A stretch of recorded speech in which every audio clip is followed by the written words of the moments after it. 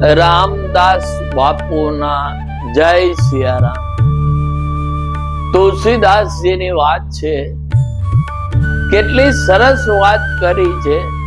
એક મેં મંદમતી, મેં મોહ બસ કુટિલ હૃદય અજ્ઞા, પુની પ્રભુ મોહી બિસારીએ દિન બંધુ ભગવાન. જે માણસે ભગવાન રામને સાક્ષાત મેળવી લીધા, ઈશ્વર એની પાસે આવી ગયા, એના સાથે એનો જેને કે ડાયરેક્ટ ડાયલિંગ થઈ ગયું. એવા તુલસીદાસે કહે છે કે એક તો હું મોહ બસ છું, મોહથી બંધાય, હું મંદમતી છું, મારી બુદ્ધિ નથી, હું કુટિલ છું.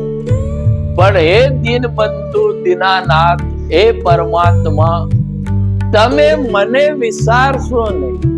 હવે આપણે માળા 4 ફેરવી અને છતાંય ભગવાનને આપણા બનાવી લેવા હોય અને આપણી કોઈ ભૂલને આપણે સ્વીકારવી જ ના હોય તો એ ખરેખર ખોટી વાત છે.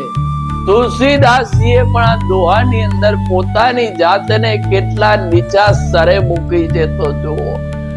ખરેખર જે જગ વિખ્યાત રામ ભક્ત છે, એટલા માટે ક્યારે અહંકાર નહીં લાવો, એ ભક્તિનો જ ભલે ના આવો.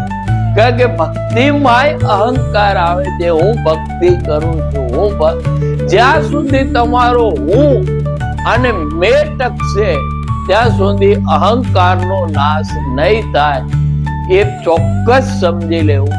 રામદાસ બાપુના જય સિયારામ.